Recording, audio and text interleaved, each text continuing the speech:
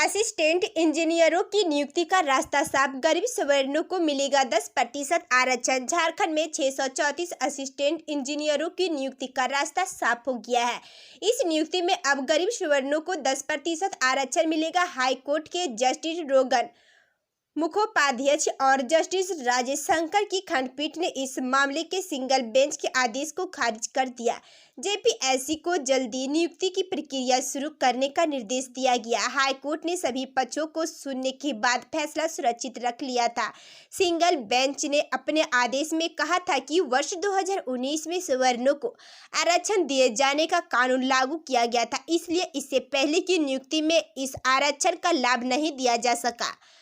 Bench ने इस नियुक्ति प्रक्रिया को गलत बताते हुए इसे रद्द कर दिया था। साथ ही जेपीएससी को फिर से विज्ञापन निकालने का आदेश दिया गया। इसके बाद सिंगल बेंच के इस फैसले के खिलाफ झारखंड हाईकोर्ट की डबल बेंच में अपील की सिंगल की थी।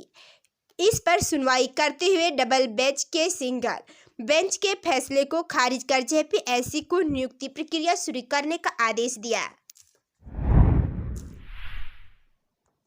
भाजपा की विधानसभा घेराव मामले में 11 घंटे में तैयार हुआ प्राथमिकी ड्राफ्ट। कुछ को छोड़ अधिकांश मामूली धाराएं, लेकिन जमानत लेनी होगी।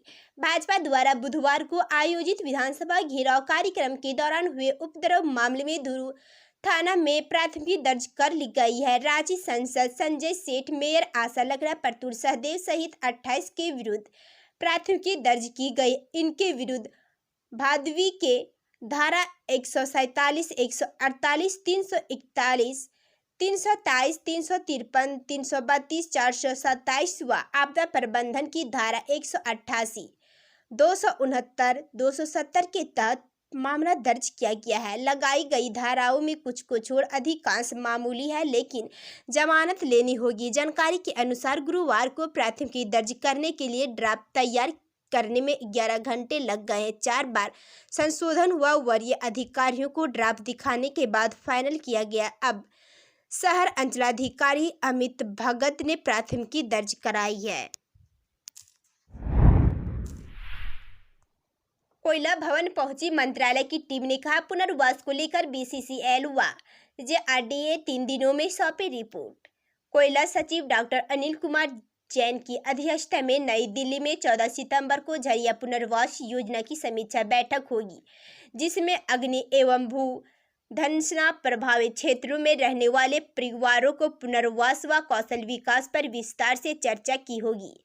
इसको लेकर कोयला मंत्रालय में प्रभारी director of technical Piyush Kumar के नेतृत्व में मिनिस्ट्री ऑफ कोयल की टेक्निकल टीम शुक्रवार को धनबाद पहुंची। प्रभारी डीटी की अध्यक्षता में कोयला नगर स्थित कोयला भवन में बीसीसीएल और जेआरडीए अधिकारियों के साथ बैठक हुई, जिसमें 2004 व 2008 के झरिया मास्टर प्लान के आधार पर फायर एरिया में रहने वाले लोगों को पुनर्वासित किए जाने की समीक्षा की। बीसीसीएल से आग की स्थिति, कोयले का भंडारण, भूमिगत आग का कराए गए डेमोग्राफी सर्वे सहित अन्य मुद्दों पर चर्चा हुई। रूपा तिर्की मौत मामले में एक्शन मोड में सीबीआई आरोपी बॉयफ्रेंड शिव कुमार कनौजिया को लेगी रिमांड पर। राज्य हाईकोर्ट के आदेश के बाद सीबीआई टीम ने साहिबगंज की पूर्व महिला थाना प्रभारी रूपा तिर्की की मौत मामले की जांच तेज कर दी। दूसरे दिन शुक्रवार को भी सीबीआई टीम मौत से जुड़े दस्तावेज को खंगालने में जुटी रही। अवकाश से लौटने पर स्थानीय जांच पदाधिकारी सह नगर प्रभाग के पुलिस निरीक्षक शशि भूषण चौधरी से दस्तावेज की मांग की गई। दोपहर में स्थानीय जांच पदाधिकारी के साथ सीबीआई टीम सीजेएम कोर्ट पहुंची। चर्चा में कहा गया कि रूपा को आत्महत्या करने के लिए उकसाने के आरोप में पहले ही जेल में बंद कथित बॉयफ्रेंड शिव कुमार कनौजिया को सीबीआई टीम रिमांड पर लेने में जुटी है, ताकि पूछताछ कर जांच का दायरा बढ़ाया जा सके। इससे पहले टीम ने पुलिस लाइन स्थित रूपा तिर्की से सरकारी फ्लैट में इसका बाहर से जायजा लिया था।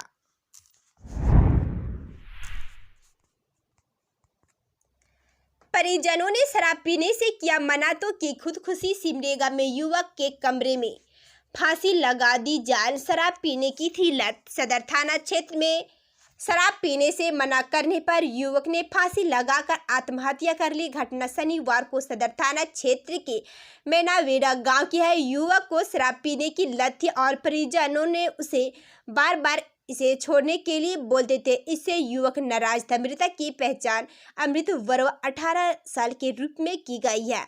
अमृत का शव उसके कमरे से मिला। अमृत शराब पीने का आदी था।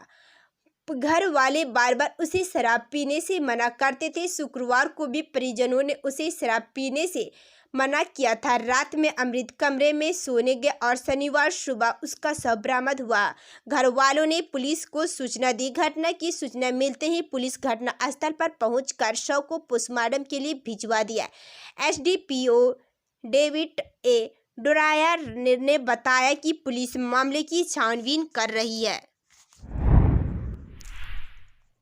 बोकारो में बस ने टीचर को कुचला। स्कूल जा रहे बाइक सवार शिक्षकों को बस ने मारी टक्कर। मौके पर हुई मौत। आक्रोशितों ने 2 घंटे किया सड़क जाम।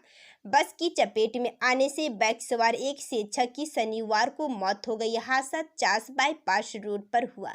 घटना के बाद ड्राइवर बस को लेकर भाग निकला। हालांकि पुलिस ने उसे कुछ दूरी पर पकड़ लिया।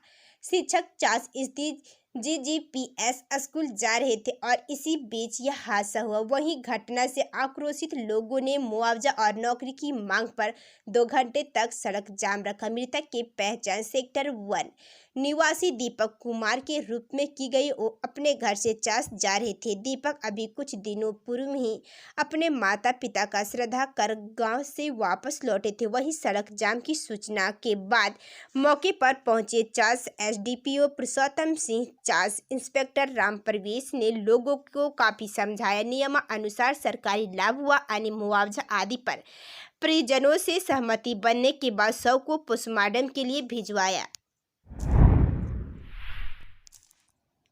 झारखंड के 61 मदरसों को मिलेगा अनुदान। जैक बोर्ड की मंजूरी, लेकिन इन शर्तों को पूरा करना जरूरी। राज्य सरकार के फैसले के बाद 61 मदरसा को अनुदान मिलने का रास्ता साफ हो गया है। जैक बोर्ड की शुक्रवार को हुई बैठक में जिलों से भेजी गई मदरसों की जांच रिपोर्ट पर विचार किया गया। रिपोर्ट के अनुसार अगर मदरसा मान्यता की शर्त पूरी करता है तो उसके आधार पर उन्हें अनुदान भी दिया जा सकता है। जैक बोर्ड की बैठक में जांच रिपोर्ट को स्वीकृति देते हुए इसे स्कूली शिक्षा एवं साक्षरता विभाग को भेजने का निर्णय लिया गया। जैक द्वारा अनुशंसा किए जाने के बाद मदरसों को अनुदान मिलने लगेगा। मदरसा के अनुदान के लिए राशि स्वीकृत है।